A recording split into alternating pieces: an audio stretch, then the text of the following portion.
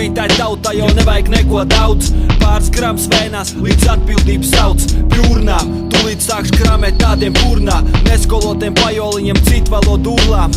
Kā tavu māti parautu, izkoduši tās lietas pa sūdīgam. Uz tavu kapu metīs ziedus, kaut būtu uz pusticam.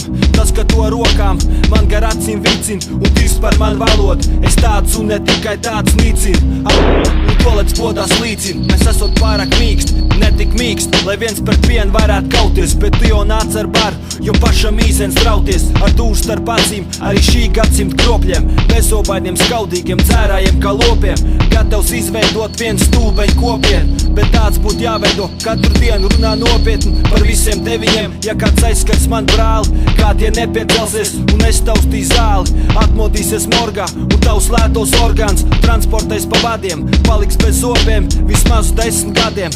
Zārkvāks celsies, ap actu vai nu ripos vai velsies. Šitās takts ir kā elsties, kas saraus tavu miec gabalos un pat tavu kāju starp neapdzēsīs liesmu.